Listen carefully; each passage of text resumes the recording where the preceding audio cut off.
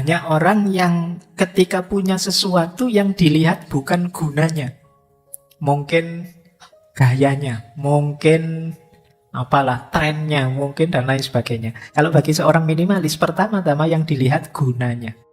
Misalnya HP ini. HP ini tak kasih casing biar gak kelihatan mereknya. Meskipun teman-teman bisa menebak ini HP apa, ya jelas HP murah. Nah, tapi kan kita tidak lihat gayanya, tidak lihat mereknya, tidak lihat trennya. Yang dilihat apa? Gunanya. Yang penting kalau teman-teman WA bisa masuk, saya bisa baca, bisa jadi alat komunikasi yang efektif misalnya. Nah, itu yang dilihat gunanya.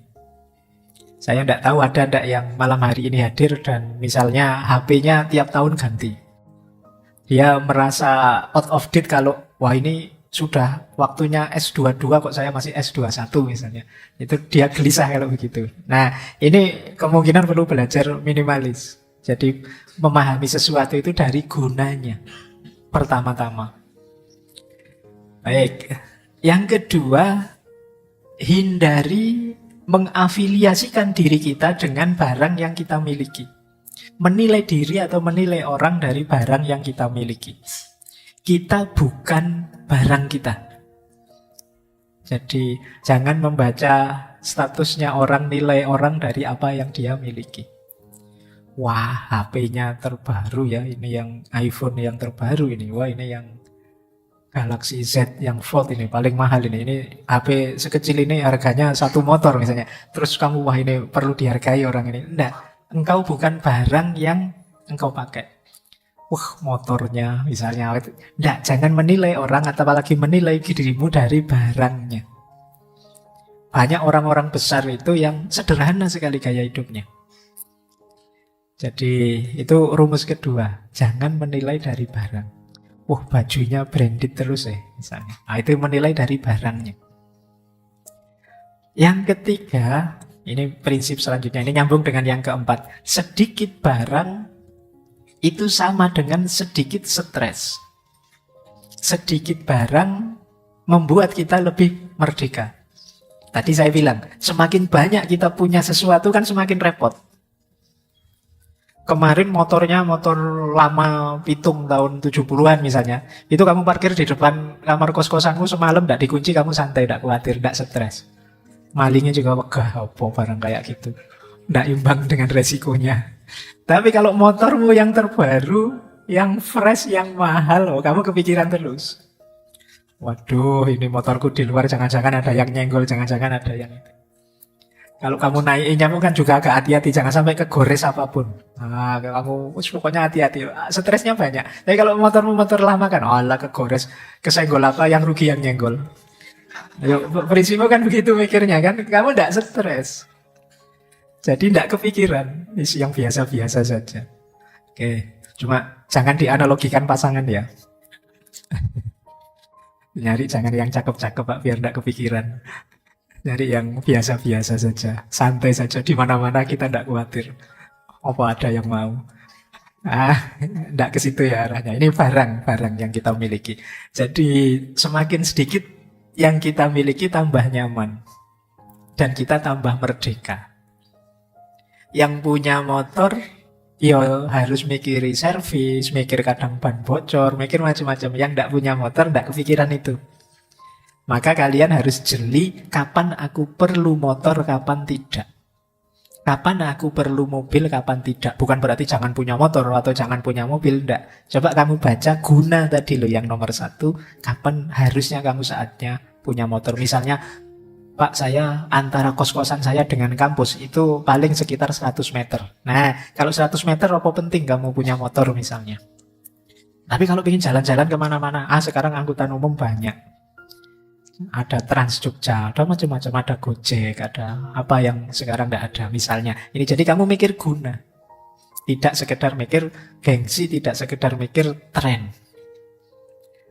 Nah, prinsip yang kelima, kalau tadi sedikit stres, lebih merdeka. Yang kelima adalah melepas keterikatan dengan barang. Iyalah misalnya kamu butuh motor, ya tetap kalian jangan terikat dengan kepemilikanmu. Kalau bahasa Jawane ya kalau kita punya harta, punya dunia, jangan kedunyan. Kedunian itu sangat terikat dengan harta duniawi yang dia miliki. Jadi, ya itu tadi kayak punya motor, wah, kesenggol dikit, gores dikit itu rasanya dunia kiamat misalnya. Itu sangat terikat. Wah, kamu tidak bisa tidur kamu. Wah. Itu berarti kamu sangat terikat dengan kepemilikanmu. Mikirmu tidak simpel. Kalau mikir simpel, gores, ya sudah dibengkelkan nanti kan beres. Itu kan sederhana, tidak ruwet. Kenapa kamu stres? Ya karena kamu sangat terikat sehingga mikirnya jadi ruwet, jadi panjang. Baik, ya kalau bahasa kemarin pakai istilah overthinking. Mikirnya terlalu ruwet, terlalu muter-muter, mbok sudah simpel saja. Ya gores ya dibengkelkan, diputus ya cari lagi, kan sederhana. Kamu mikirnya terlalu ruwet. Oke, berpikir minimalis. Pak, saya kuliah tidak lulus lah ya. Mbok kamu pikir sampai stres ya tetap tidak lulus. Memang jelas tidak lulus. Ya diulang kan gitu aja sederhana. Tapi kan kamu stres mikir berpanjang-panjang karena itu. Wah, kenapa ya tadi saya waktu presentasi kok tidak maksimal, ngomongnya salah-salah, harusnya lebih bagus. Ya sudah, sudah kejadian. Ya besok diperbaiki lagi. Tidak usah terlalu banyak angen-angen dipikir. Kadang-kadang kan kita begitu, salah ngomong saja itu menyesalnya sampai berbulan-bulan. Ngapain tadi aku ngomong gitu ya, ngapain tadi. Nah sudah terlanjur keluar ya, kalau salah minta maaf saja, selesai. Tapi kita sering bikin ruwet sesuatu yang simple. Nah, pelajaran dari sini, lepaskan keterikatan. Biar kita tidak terlalu terikat sehingga untuk hal-hal yang tidak penting kita terus jadi baper. Terus, nah ini jadilah penjaga pintu yang baik. Maksudnya jadi penjaga pintu yang baik itu ya, barang keluar atau barang masuk itu kita harus sangat hati-hati. Penting tidak sih aku beli barang ini meskipun flash sale, meskipun serba 1.000 cuma 1.000-an, meskipun apa aku harus punya barang ini. Bukan urusan kamu mampu beli atau tidak, gunanya apa yang kamu beli itu. Wah ini lumayan loh Pak, kaos ini 100.000 dapat 6. Ada yang mana beli itu? Begitu nyampe kamu kaget, aduh kaosnya kok kayak gini, mau dipakai apa ya ndak malu. Akhirnya nggak dipakai, cuma numpuk saja di kamarmu. Atau kamu pakai tidur saja, kalau ada temanmu datang cepet-cepet kamu ganti. Nah itu kenapa? Karena kemarin kamu mikirnya ndak panjang. Kamu bukan penjaga pintu yang baik. Jadilah penjaga pintu yang baik. Jadi kamu pikir, penting ndak sih aku beli ini? Harus ndak sih aku beli ini? Apapun itu. Bahkan mungkin termasuk hal-hal yang menurutmu, ini buku loh Pak misalnya. Penting tidak sih buku? Sekarang kan banyak buku-buku yang online, yang bisa langsung diakses. Penting tidak sih kamu beli buku yang fisik misalnya, bukan yang online? Mungkin bagi sebagian penting Pak, karena saya tidak nyaman kalau baca di HP atau di tablet. Saya nyamannya ya ada fisiknya. Sementara bagi yang lain, oh enggak Pak, saya nyamannya ya online saja. Kamar saya sudah tidak cukup diisi banyak barang, repot saya ya sudah. Nah ini kalian mikir gunanya. Maka kalian menjaga pintu itu ya filternya gunanya tadi. Nggak mentang-mentang ada yang baru. Kemudian nikmati ruang. Nikmati ruang itu kalian bisa bahagia kalau mampu menikmati ketiadaan, kekosongan, ketidakpunyaan. Jadi dalam hidup kita itu kalau kalian maunya isi terus justru sulit bahagia. Justru kalian harus latihan bahagia dengan tidak. Nikmati ruang. Tak kasih contoh ya, ada cerita masyhur sekali. Banyak orang menganggap ini ceritanya Nasruddin Hoja. Jadi satu ketika ada tetangganya datang. Tetangganya ini sumpah stres, hidup ini rasanya kok masalah banyak sekali. Datang ke Nasruddin. Dia tanya, wahai mullah, ada ndak nasihat buat saya biar hidup saya ini nyaman, lega itu. Kata Nasruddin, gini saja, kamu beli ayam 5, terus kamu pelihara di dalam rumah. Nah, beli dia ayam 5 dipelihara di dalam rumah. Tambah sumpek dia, ya gimana gak sumpek no? Di rumah kemana-mana ketemu ayam belum kotorannya. Datang lagi ke Nasruddin, gimana nasihat sampean? Saya tambah sumpek ini. Oh, kalau sampean masih sumpek, beliau kambing 2 saja, nanti pelihara di dalam rumah lagi. Karena yang ngomong mulahnya ya sudah, mungkin kemarin memang belum, masih proses.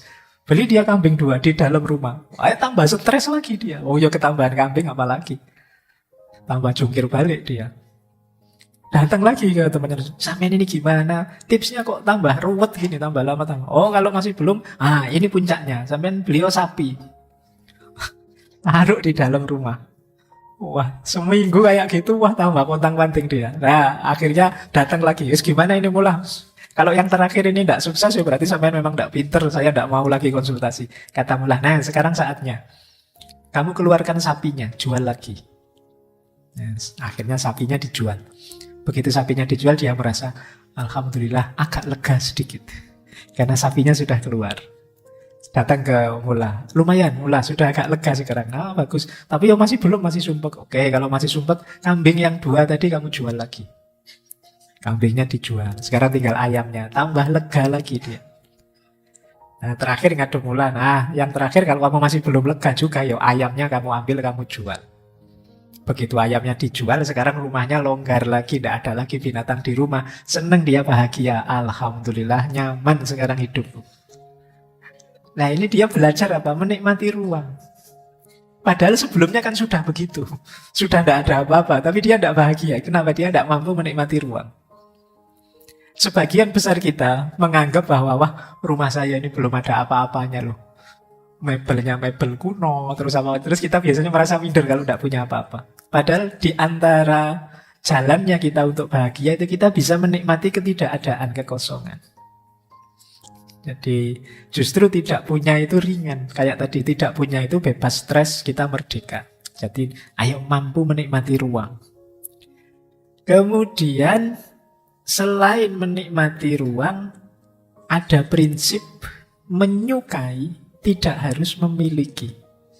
Nah, ini kamu sering pakai ya. Iya. Kamu sering begitu ya. Oke, ini kan yang paling sering kamu pakai kan prinsip ini, menyukai tidak harus memiliki. Ini biasanya kalau sudah nembak terus ditolak kan ilmu ini keluar. Jadi gini loh, kita itu terbiasa ingin punya apa saja yang kita sukai. Padahal tidak harus memiliki, kita sudah bisa menikmati itu. Misalnya, wah saya seneng es krim Pak. Kan tidak harus kita beli mesin pembuat es krim. Itu namanya menyukai tidak harus memiliki. Wah saya seneng Pak ayam yang crispy itu. Oh terus nggak cuma beli ayam crispy, kamu mati-matian pingin beli panci atau apa yang bisa bikin ayam crispy. Akhirnya kamu beli beneran pancinya, tapi begitu mau bikin, repot amat, beli saja ada. Terus barangnya cuma numpuk di rumah, di kamarmu. Pak ini alat perebus telur loh Pak, efektif sekali, gampang rebus telur. Terus kamu beli, tapi terus kamu, ngapain beli telur direbus repot-repot, kalau di warung tinggal ngambil selesai. Jadi kita sering punya prinsip kalau suka ya beli. Saya senang sekali dengan jus Pak. Wah, terus kamu beli juicer untuk ngejus itu. Tapi ya sering tidak dipakai. Kamu sukanya pulang dari kampus ya beli aja jus pinggir jalan, selesai. Akhirnya barang numpuk. Nah itu yang dimaksud ya, menyukai tidak harus memiliki.